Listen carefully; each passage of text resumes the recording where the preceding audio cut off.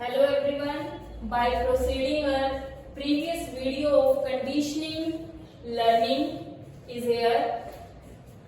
आज हम करेंगे relationship of stages of conditioning and operations कि हमने जो कंडीशनिंग पढ़ी थी लर्निंग की कंडीशनिंग लर्निंग किसे कहते हैं, उसके अंदर आप लोग अब स्टेजेस वाइज पढ़ेंगे कि कैसे कैसे आपके जो इवान वी पावलोव थे उन्होंने इन स्टेजेस को स्टडी किया।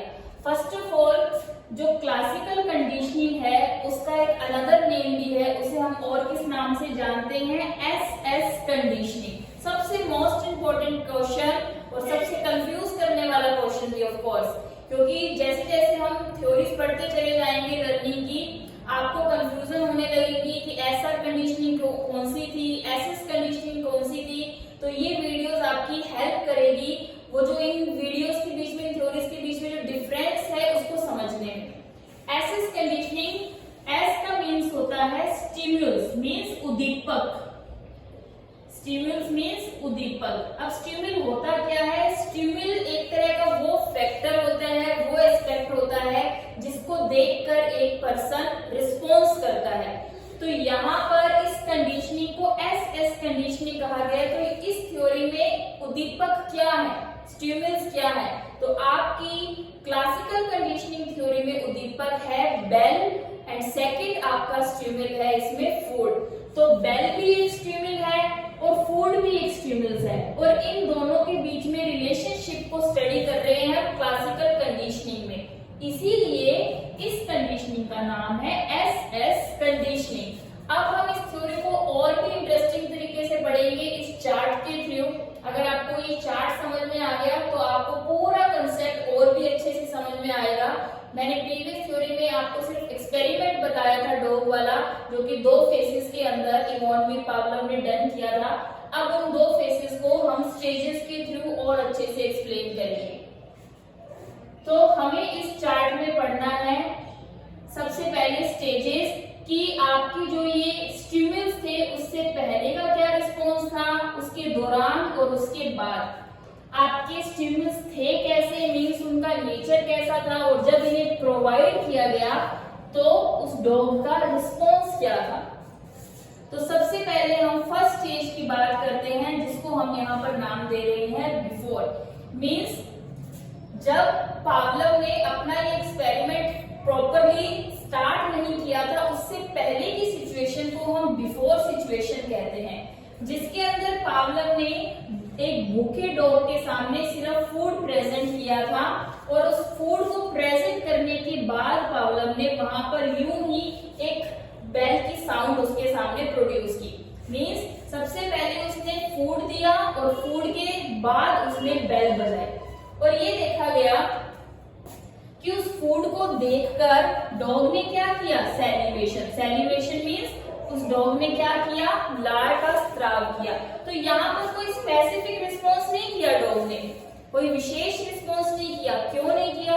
क्योंकि डॉग भूखा था और भूखे डॉग के सामने फूड आया और फूड को देखकर उसने लार का स्त्राव किया।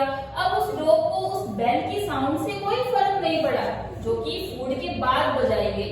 एक नॉर्मल सा रिस्पॉन्स उस डॉग ने किया, और वो नॉर्मल रिस्पॉन्स था फूड को देखकर सैलिवेशन मीन्स लार का स्त्राव करना। तो यहाँ पर देखिए मैंने ब्रैकेट में लिखा हुआ है UR। इस चीज को समझना बहुत इंपॉर्टेंट है। मोस्टली क्वेश्चंस यहीं से उठाए जाते हैं। UR क्या है, CR क्या है, CS क्या है, तो हम इसे बहुत अच्छे से समझेंगे। UR की फुल फॉर्म होती है अनकंडीशनड रिस्पॉन्स। अनकंडीशन जिसके अंदर कोई कंडीशन ना लगी हो, जिसके अंदर किसी भी तरह की कोई कंडीशन ना लगी हो, उसे हम बोलते हैं अनकंडीशन रिस्पॉन्स, मतलब अनुक्रिया।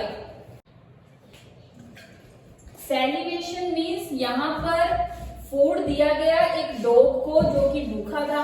अब भूखे डॉग के सामने अगर आप फूड दोगे तो नॉर्मल काम ही करेगा वो, यहाँ पर कोई अब नॉर्मल बिहेव तो करेगा नहीं। उसने अपना नॉर्मल काम ही किया, सैलिवेशन किया, मतलब लार का स्त्राव किया।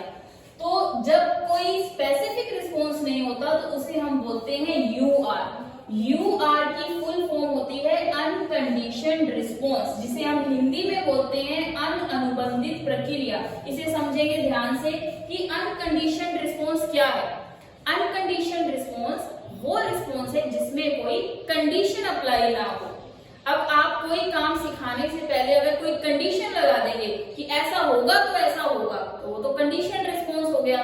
और अगर आपने कोई भी कंडीशन नहीं लगाई तो वो अनकंडीशन रिस्पॉन्स हो गया। जैसा कि इस बिफोर स्टेज के अंदर पावलोव ने कोई कंडीशन नहीं लगाई, उसने एक भूखे डॉग के सामने फूड सर्व किया, उस फूड को देखकर डॉग ने सैल्यूएशन किया और बेल का बजना ना बजना यहाँ पर कोई भी इंपॉर्टेंस नहीं रखता। अब वो नेक्स्ट फेज पर आता है जिसे अपने बोल सकते हैं ड्यूरिंग स्टेज। इसमें कुछ नया किया पावलोव ने। पावलोव ने यहाँ पर उसी भूखे डॉग को फिर से लिया अपने एक्सपेरिमेंट में और यहाँ पर उसने फूड को बाद में और बेल को पहले बजाया। उसने पहले बेल बजाई, एक कंडीशन लगा दी और उसके बाद उसने फूड दिया। और बेल बजने के बाद जब फूड दिया गया, डॉग का रिस्पॉन्स वही सेम था। डॉग तो भूखा था, तो बेल बजी, बेल के बाद फूड मिला, तो उस फूड को देखकर डॉग ने फिर से क्या किया, सैल्यूएशन मींस अनकंडीशनड रिस्पॉन्स। क्योंकि वो भूखा है तो कोई कंडीशन का कोई फर्क नहीं पड़ता, वो भूखा है तो फूड को देखकर उसने रिस्पॉन्स करना ही है। तो यहाँ पर भी वही सैल्यूएशन मींस UR होगा।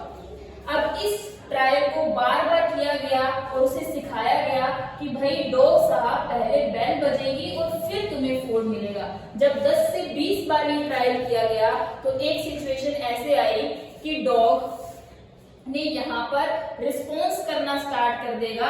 किसके लिए, बेल के लिए, जो कि वो किसको देखकर कर रहा था, पहले फूड को देखकर।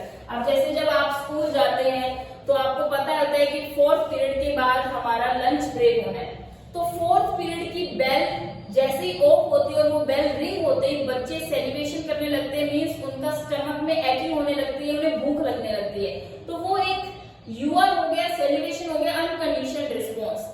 तो यहाँ पर उसके बाद एक नई स्टेज देखी गई, आफ्टर स्टेज, जिसमें पावलोव ने ओनली बेल बजाई और बेचारे डॉग को फूड दिया ही नहीं। लेकिन यहाँ पर वो उस डॉग को सिखा चुका था कि भाई बेल बजेगी तो फूड तो तुम्हें मिलेगा ही। तो dog was waiting for food, तो उसने क्या किया, सिर्फ बेल की साउंड सुनते ही सैल्यूएशन कर दिया और यहाँ पर इस स्टेज में फूड दिया ही नहीं गया। बेल बजी और डॉग ने क्या किया, लार का स्त्राव। तो इस तरह की सैल्यूएशन को हम बोलेंगे कंडीशनड रिस्पॉन्स, क्योंकि बच्चों यहाँ पर ये जो बेल है वो कंडीशनल स्टिमुलस है और जो फूड है वो अनकंडीशनल स्टिमुलस है। किसी भी भूखे आदमी को अगर आप फूड दोगे या किसी भी पर्सन जिसने कोई फास्ट रखा हुआ है, कोई व्रत रखा हुआ है, और अगर आप उसके सामने फूड रखेंगे तो ऑटोमेटिक सी बात है उसका मन करेगा उस चीज को खाने का। तो फूड कोई कंडीशन नहीं है कि फूड को देखकर आप लार का स्त्राव करोगे, वो अनकंडीशनल स्टिमुलस है। तो फूड हो गया अनकंडीशनल स्टिमुलस और बेल हो गया कंडीशनल स्टिमुलस, कि बेल बजेगी तब फूड मिलेगा। तो बेल यहाँ पर कंडीशन दे रहे हैं ना, तो वो कंडीशनल स्टिमुलस हो गया। और इन दोनों को देखकर जो लार का स्त्राव होगा वो अनकंडीशनल रिस्पॉन्स होगा, क्योंकि यहाँ पर डॉग देख रहा है कि बेल बजी, बेल के बाद फूड तो मिल गया ना, और फूड को देखकर उसने लार का स्त्राव किया। और यहाँ पर अब वो सीख चुका था कि बेल बजी है तो फूड तो मिलना ही है। पर पावलोव ने यहाँ पर डॉग के साथ अच्छा नहीं किया, उसने ओनली बेल बजाई। तो बेल को देखकर, ओनली बेल को देखकर जब डॉग रिस्पॉन्स करता है तो उस रिस्पॉन्स को हम कंडीशनल रिस्पॉन्स कहते हैं। क्यों कहते हैं, क्योंकि बेल है कंडीशनल स्टिमुलस। तो जब कंडीशनल स्टिमुलस को देखकर रिस्पॉन्स होगा तो रिस्पॉन्स भी क्या होगा, कंडीशनल। और जब यूएस को देखकर रिस्पॉन्स होगा तो रिस्पॉन्स भी क्या होगा, UR।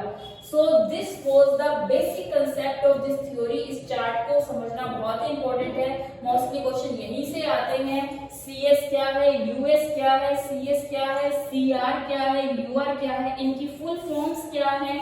ठीक है, सबसे पहली स्टेज के अंदर ओनली फूड और फूड के बाद बेल बजाई, दूसरी स्टेज में बेल बजाई और बेल के बाद फूड दिया, तीसरी स्टेज में ओनली बेल ही बजाई, फूड दिया ही नहीं। और इन तीनों स्टिमुलस के बाद रिस्पॉन्स क्या था, पहली स्टेज में कोई स्पेसिफिक रिस्पॉन्स नहीं, डॉग भूखा था, फूड को देखकर उसने रिस्पॉन्स किया।